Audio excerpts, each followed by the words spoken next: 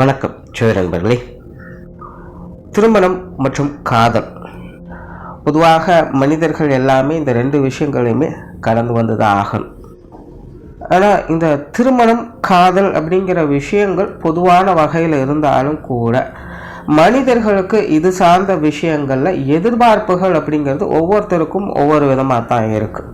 அதாவது விஷயம் என்னமோ ஒன்று தான், ஆனால் ஒவ்வொருத்தருக்குமே ஒவ்வொரு விதமான ஆசைகளும் ஒவ்வொரு விதமான எதிர்பார்ப்புகளும் இருந்துக்கிட்டே தான் இருக்கும். இந்த எதிர்பார்ப்புகள் சாட்டிஸ்ஃபை ஆகுதா இல்லையா அப்படிங்கிறத பொறுத்து தான் அந்த விஷயங்கள், அதாவது திருமணம் மற்றும் காதல் சார்ந்த விஷயங்கள் சக்ஸஸா ஃபெயிலியரா அப்படிங்கிறது டிசைட் ஆகுது.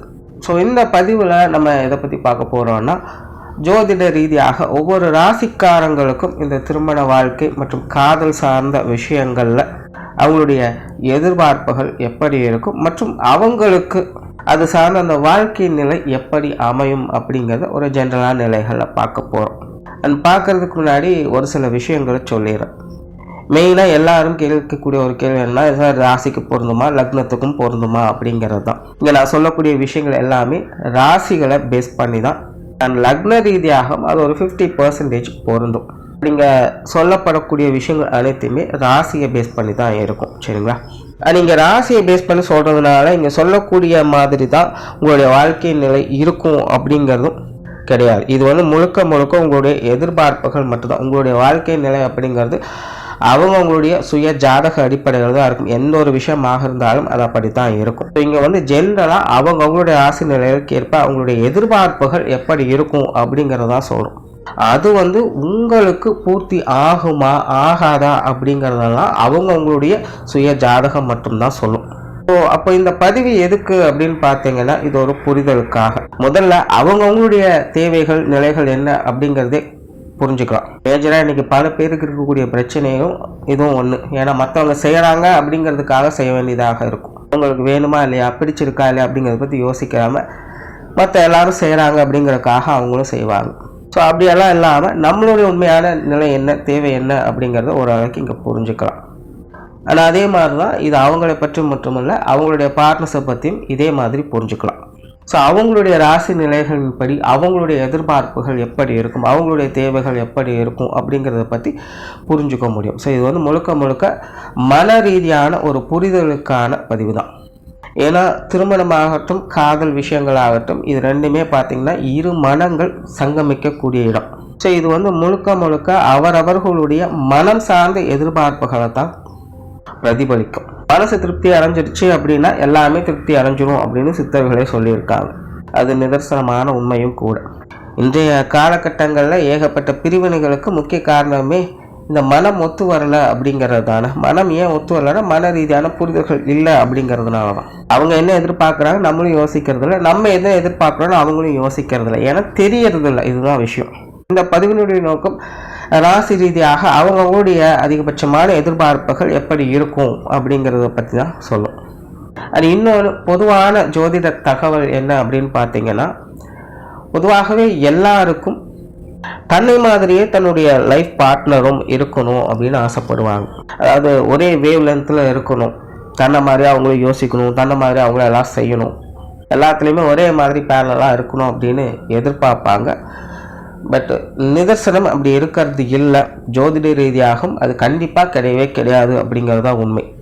ஜோதிடத்தில் இந்த திருமண வாழ்க்கை அப்படின்னாலே 7ஆம் பொறுத்து தான் பார்ப்பாங்க. 7ஆம் இடத்தை மெயினாக பார்க்கணும். அதான் திருமண கலத்திரஸ்தானம் அப்படின்னு சொல்கிறது. இந்த 7ஆம் இடம் அப்படிங்கிறது அது நமக்கு அப்படியே ஆப்போசிட். சிலர்லாம் பார்த்தீங்கன்னா அடிக்கடி ஒருத்தருக்கு சண்டை போட்டுக்கிட்டே இருப்பாங்க. அடிக்கடி இந்த வார்த்தைகளை சொல்லி கேட்கணும், எனக்கும் அவங்களுக்கு 7ஆம் பொருத்தம்ப்பா செட்டே ஆகாது அப்படின்னு சொல்லுவாங்க. 7ஆம் பொருத்தம் அப்படிங்கிறது நேர ஆப்போசிட் தான். ஸோ திருமண வாழ்க்கை அப்படிங்கிறது ஜோதிடத்தை இந்த 7ஆம் பொருத்தம் தான் குறிக்குது. அப்படிங்கும்போது எல்லா விஷயத்துலையுமே தனக்கு ஆப்போசிட்டில் இருக்கிறவங்க தான் வாழ்க்கை துணையாக பார்ட்னர்ஸாக அமைவாங்க. ஆனால் இங்கே எல்லாருடைய எதிர்பார்ப்பும் என்னென்னா ஒரே வேவ் லென்த்தில் இருக்கணும், ஒரே மாதிரி இருக்கணும், என்ன மாதிரி இருக்கணும் அப்படிங்கிற எக்ஸ்பெக்டேஷன்ஸ் தான் இருக்குது.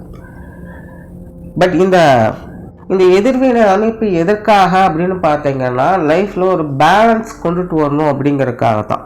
பொதுவாக இந்த காதல் சார்ந்த விஷயங்கள் அப்படிங்கிறது அது வேற. இது முழுக்க முழுக்க மனம் சார்ந்த விஷயங்களோட போயிடுது. இந்த திருமணம் அப்படிங்கிறது அப்படி இல்லை. இது ஒரு செகண்ட் லைஃப் மாதிரி.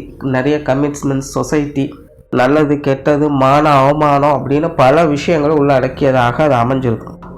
ஸோ அப்படி இந்த திருமணம் அப்படிங்கிறது மனிதர்களுடைய வாழ்க்கையில் அத்தியாவசியம் நிறைந்தது மட்டுமல்ல, ரொம்பவுமே அதிகப்படியான முக்கியத்துவம் வாய்ந்ததாகவும் அது அமையுது. ஆனால் அப்படிப்பட்ட ஒரு விஷயத்துக்கு 7ஆம் பொருத்தத்தை தான் நம்ம கொடுக்குறோம்.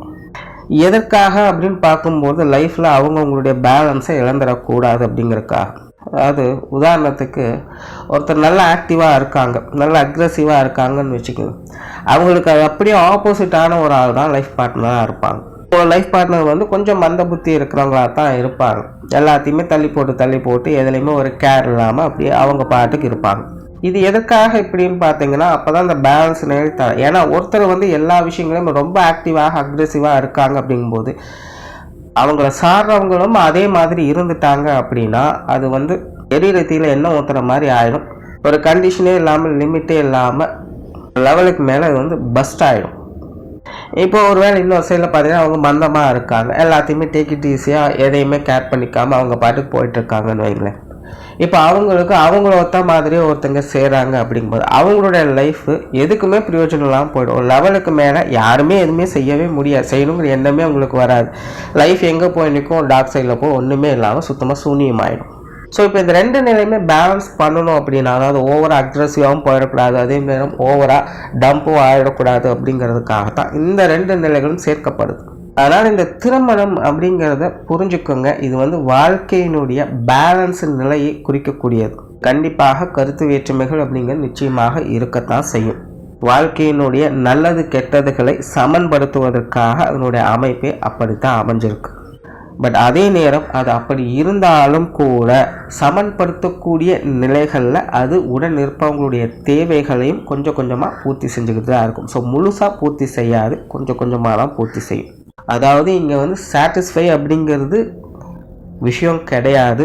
சமன்படுத்துதல் அப்படிங்கிற நிலைகளில் அது ஒரு சில விஷயங்களை செஞ்சுக்கிட்டு இருக்கும். அந்த விஷயங்கள் மூலமாக நம்மளுடைய சில எதிர்பார்ப்புகள் சாட்டிஸ்ஃபை ஆகும். ஸோ இந்த புரிதல் இருந்துருச்சு அப்படின்னா இந்த திருமண வாழ்க்கை அப்படிங்கிறது நல்லபடியாக இருக்கும். அப்படி இல்லாமல் ஒருதலைபட்சமாகவே எல்லாத்தையும் யோசித்தாங்க அப்படின்னா அங்கே வந்து எந்த ஒரு பிரயோஜனமே இருக்காது. அதாவது இங்கே நான் சொல்ல வர்றது சரி தவறு நல்லது கெட்டது அப்படின்னால எதுவும் பேச வரல. ஸோ அந்த புரிதல்கள் இல்லாத பட்சத்தில் அங்கே அவங்க என்னதான் பண்ணிட்டு இருந்தாலும் என்னதான் சொல்லிட்டு இருந்தாலும் இல்லை நினச்சிட்டு இருந்தாலும் அதெல்லாமே வந்து அதில் வந்து எந்த ஒரு அர்த்தமோ யூஸும் கிடையாது அப்படிங்கிற நிலைகளை தான் போய்கிட்டு இருக்கும். ஸோ இந்த திருமண வாழ்க்கை அப்படின்னு வரும்பொழுது சில விஷயங்களை இப்படி புரிஞ்சுக்கோங்க. இது எல்லாமே நான் வந்து ஜோதிட ரீதியாக இருக்கக்கூடிய விஷயங்களாக தான் சொல்லியிருக்கேன்.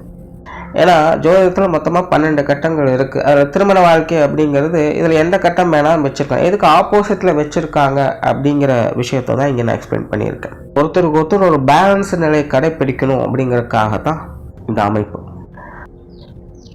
சிலருக்கு இன்னொரு டவுட் வரும், என்னென்னா நாங்கள் 2 பேருமே ஒரே ராசி தான், அப்போ எங்கள் 2 பேருக்கும் ஒரே மாதிரி தான் இருக்குமா அப்படின்னு கேட்டிங்கன்னா, அதாவது 2 பேருக்குமே ஒரே ராசியாக இருக்கும்போது அவங்களுடைய எதிர்பார்ப்புகள் ஒரே மாதிரி இருக்கும். பட் ஆக்டிவிட்டீஸ் அப்படிங்கிறது ஒரே மாதிரி இருக்காது.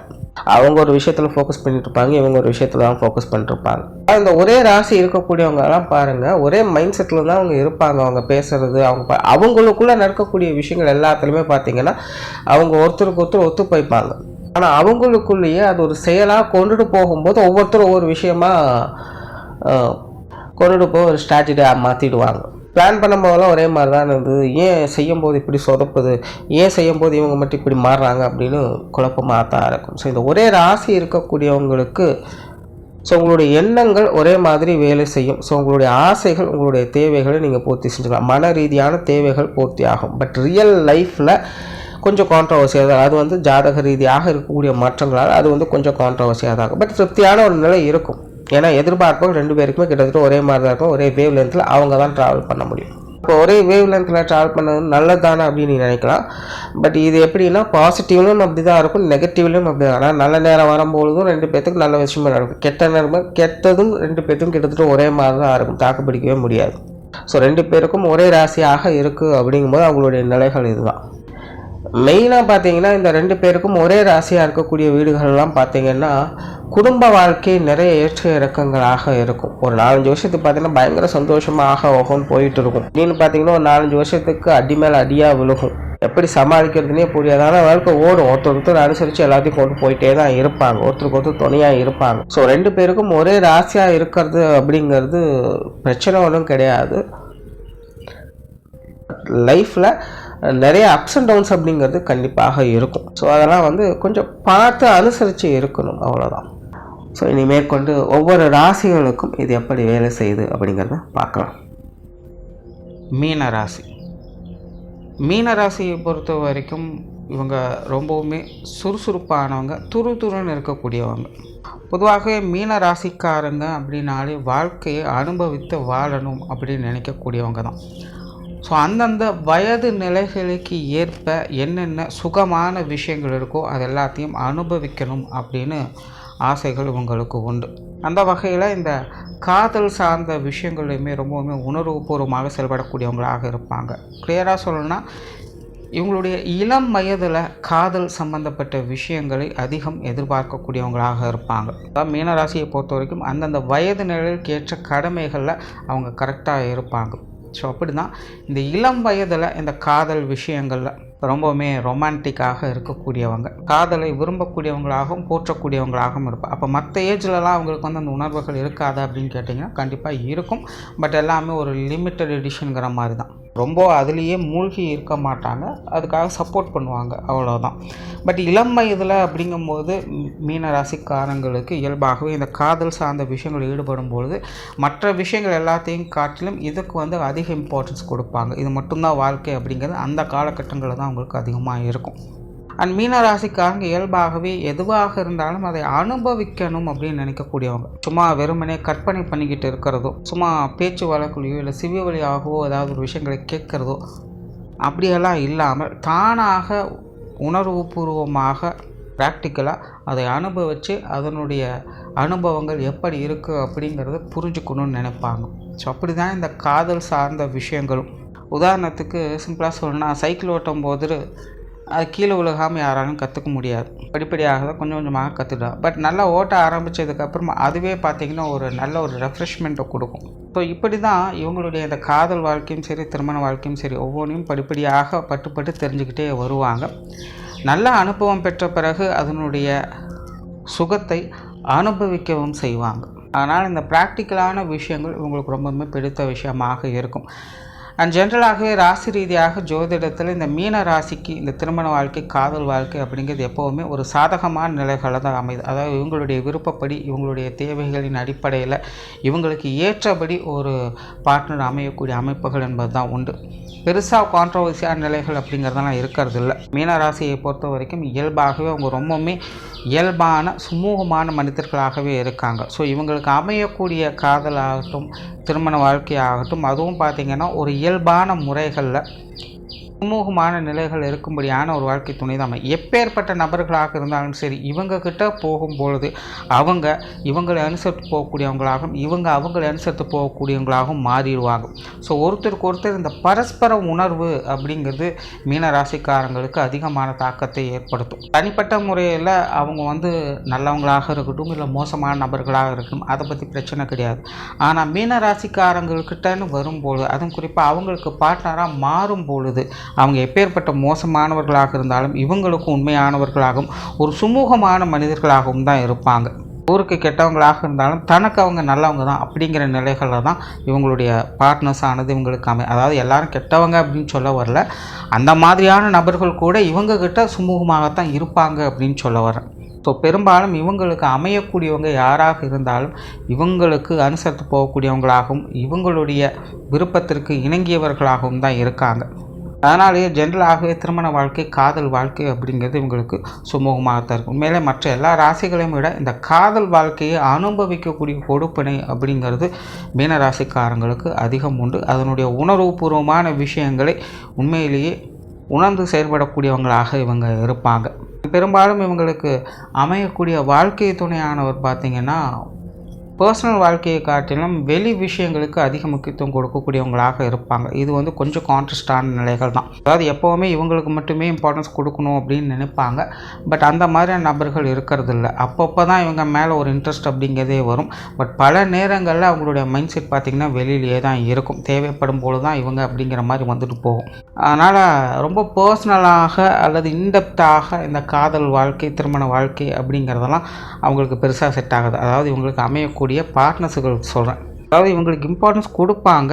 பட் இவங்க தான் மொத்த லைஃபுமே அப்படின்னு சொல்லக்கூடிய நிலைகள் இருக்கிறது இல்லை. ஏன் இதை வந்து இங்கே சொல்கிறேன்னா, மீனராசிக்காரங்க ஜென்ரலாக இந்த விஷயங்களை எதிர்பார்க்கறது கிடையாது. ஏன்னா அவங்க வந்து கொஞ்சம் சுதந்திர மனப்பான்மையோடு இருக்கிறவங்க. பட் அதே மாதிரி தான் அவங்களுடைய பார்ட்னர்ஸும் இருக்கணும் அப்படின்னு நினைப்பாங்க. பட் ஒரு 120% மீன ராசியினுடைய நிலை எப்படி அப்படின்னா, தனக்கு மட்டுமே இம்பார்ட்டன்ஸ் கொடுக்கணும் அப்படின்னு எதிர்பார்ப்பாங்க. தன்னை கண்டுக்கவே மாட்டிக்கிறாங்க அப்படின்னு ஃபீல் பண்ணுவாங்க. தன்னை யூஸ் பண்ணிக்கிறாங்க அப்படின்னு கொஞ்சம் குதர்க்கமான எண்ணங்கள்லாம் அவங்களுக்கு உருவாகும். இது வந்து ஒரு 120% மீன ராசிக்காரங்களுக்கு இந்த நிலை ஏற்படுது. காரணம், சுய ஜாதக ரீதியாக சில கிரக நிலைகளுடைய சேர்க்கைகள் அவங்களுக்கு கொஞ்சம் இந்த காதல் விஷயங்கள், திருமண வாழ்க்கையெல்லாம் ஒரு கான்ட்ரவர்சியான எண்ணங்கள் இல்லைன்னா தாழ்வு மனப்பான்மை போன்ற விஷயங்களை ஏற்படுத்திடும். இதனால் பார்த்திங்கன்னா கொஞ்சம் அவங்க பிடிவாத குணத்தோடு அவங்க மாற ஆரம்பிச்சோம். இது எல்லா மீன ராசிக்காரங்களுக்கும் ஏற்படுறதில்ல. ஒரு 120% மீன ராசிக்காரங்களுக்கு இது ஏற்படுது. சில விஷயங்களும் கொஞ்சம் பிடிவாதமாக அவங்க இருக்க ஆரம்பிச்சிடுவாங்க. இது அவங்களுடைய வாழ்க்கை நிலைகளுக்கு கொஞ்சம் சங்கடத்தை ஏற்படுத்திடும். அதனால் கொஞ்சம் தனிமையை விரும்ப ஆரம்பிச்சிடுவாங்க. நான் முன்னாடி சொன்ன மாதிரி அந்தந்த வயது நிலைகளுக்கு ஏற்ப தான் இந்த காதல் உணர்வுகள் அப்படிங்கிறது மீனராசிக்காரங்களுக்கும் உண்டு. அந்த வகையில் இந்த இளம் வயதை தாண்டிட்டாங்க அப்படின்னாலே இந்த காதல் உணர்வுகள், அந்த உறவு முறைகள் அப்படிங்கிறதெல்லாம் பற்றுதல் அப்படிங்கிறது கொஞ்சம் கொஞ்சமாக விலக ஆரம்பிக்கும். ஆரம்பத்தில் இந்த சுவாரஸ்யம் முடிகிற வரைக்கும் இருக்கும் அப்படின்னு சொல்கிறதுக்கு இல்லை. ஸோ சந்தோஷம் கிடைக்கும் போது அதை அனுபவிச்சுக்கணும் அப்படிங்கிற ஒரு நிலைகளில் தான் இந்த காதல் வாழ்க்கை, திருமண வாழ்க்கை அப்படிங்கிறதெல்லாம் இருக்கும். மற்றபடியெல்லாம் வெளி தோற்றத்தில் அது இருக்கும். அதை வந்து அதுக்கு தகுந்த மாதிரி சந்தோஷமாக அவங்க மேனேஜ் பண்ண, அதில் வந்து குற்றம் குறையோ இல்லை ரொம்ப வருத்தப்படக்கூடிய நிலைகளில் எதுவும் கிடையாது. இருக்கிறபடி ஏற்றுக்கொண்டு அதுலேயும் சந்தோஷத்தை பார்க்கக்கூடிய அமைப்புகள் தான் அவங்களுக்கு உண்டு. ஸோ சிம்பிளாக சொல்லணும்னா மீனராசியினுடைய திருமண வாழ்க்கை, காதல் வாழ்க்கையெல்லாம் ஆஹா ஓஹோன்னு சொல்கிறதுக்கு இல்லை. ஆனால் தனிப்பட்ட முறையில் அவங்க திருப்திகரமாக இருக்கிறாங்க அப்படிங்கிறது உண்மை. அதனால் சும்மா வெளி தோற்றத்தை மட்டுமே பார்த்து உங்களுடைய வாழ்க்கை நல்லா இருக்குது, நல்லா இல்லை அப்படின்னாலும் சொல்கிறதுக்கு எதுவுமே கிடையாது. அவங்களுடைய மனதின் அடிப்படையில், அவங்களுடைய உணர்வின் அடிப்படையில் அவங்க வந்து அந்த வாழ்க்கையில் அவங்க திருப்திகரமாக தான் இருக்காங்க அப்படிங்கிறது அவங்களுக்கு புரியும். ஸோ இதை வந்து மற்றவங்களுக்கு புரிய வைக்கணும் அப்படின்னு நினச்சாங்கன்னா முடியாது. அதனால் சுருக்கமாக புரிஞ்சுக்கணுன்னா தன்னிறைவான வாழ்க்கை இவங்களுக்கு அமையுது. அதனால் மற்றவங்களுடைய பேச்சுக்கோ ஏச்சுக்கோ காது கொடுக்க வேண்டிய அவசியம். ஏன்னா நிறைய மீன ராசிக்காரங்க இந்த விஷயங்களும் கொஞ்சம் அஃபெக்ட் ஆவாங்க. வெளி ஆட்கள் தன்னுடைய வாழ்க்கை நிலை பற்றி இப்படி பேசுகிறாங்க, அப்படி பேசுகிறாங்க, ரொம்ப கண் வைக்கிறாங்க, இந்த மாதிரியான நிலைகள்லாம் இருக்கும். ஸோ அவங்க எப்படி பேசினாலும் சரி, என்ன பண்ணாலும் சரி, அதை பற்றியெல்லாம் கவலைப்படாமல் தான் நிறைவாக இருக்கிறோமா அப்படிங்கிறத மட்டும் கவனம் செலுத்தினாலே உங்களுடைய திருமண வாழ்க்கை, காதல் வாழ்க்கை அப்படிங்கிறது சிறப்பாகவே இருக்கும். அண்ட் இந்த ரொமான்ஸ் சார்ந்த விஷயங்கள் ரொம்பவுமே துருன்னு இருக்கக்கூடியவங்க, மந்தமாக ரியாக்ட் பண்ணுறவங்க உங்களுக்கு சுத்தமாகவே பிடிக்காது. ரொம்பவுமே குறும்புத்தனத்தோடையும் விளையாட்டுத்தனத்தோடையும் இருக்கிறவங்கள இவங்களுக்கு ரொம்பவுமே பிடிக்கும். அண்ட் இந்த காதல் விஷயங்களில் கற்பனை வளம் மிக்கவங்களாக இருப்பாங்க. கவிதை, இயலிசை, நாடகம் போன்ற விஷயங்களையும் விரும்பக்கூடியவங்களாக இருப்பாங்க. இந்த காதல் உணர்வுகள் வரும்பொழுதெல்லாம் பார்த்திங்கன்னா இந்த வயிற்றில் பட்டாம்பூச்சியெல்லாம் பறக்கும் அப்படின்னாலும் சொல்லுவாங்க. பார்த்திங்கன்னா அந்த மாதிரியான உணர்வு முறைகளை அதிகம் எதிர்பார்க்கக்கூடியவங்களாக இருப்பாங்க. அதை அனுபவிக்கக்கூடியவங்களாகவும் இருப்பாங்க. ஸோ இவங்களுக்கு தான் பார்த்திங்கன்னா அந்த மாதிரியான எண்ணங்கள்லாம் அதிகமாக இருக்கும். உடல் ரீதியாகவும் சரி, மன ரீதியாகவும் சரி, இந்த ரொமான்ஸு, காதல் விஷயங்கள்னு வரும்போது தான் ரொம்பவுமே சென்சிட்டிவான நபர்களாக இருப்பாங்க. அவங்க இந்த உச்சக்கட்டத்தை அடையிறது அப்படின்லாம் சொல்லுவாங்க. பார்த்திங்கன்னா அந்த மாதிரியான நிலைகள்லாம் இவங்களுக்கு உண்டு. ஓவராலாக மீனராசியை பொறுத்த வரைக்கும் 180% நபர்களுக்கு பார்த்திங்கன்னா ஒரு நல்ல உணர்வுபூர்வமான காதல் வாழ்க்கை, திருமண வாழ்க்கை அப்படிங்கிறது அமையுது. ஒரு 20% நபர்களுக்கு மட்டும்தான் கொஞ்சம் கான்ட்ரவர்சியான நிலைகள் அப்படிங்கிறது உண்டு. பட் அவங்களுமே தனிப்பட்ட முறையில் ரொம்பவுமே சாட்டிஸ்ஃபைடாக தான் இருப்பாங்க. தனிமையிலையும் இனிமை காண முடியும் அப்படிங்கிறத இவங்கள பார்த்து புரிஞ்சுக்கலாம். நன்றி, வணக்கம், வாழ்க வளமுடன்.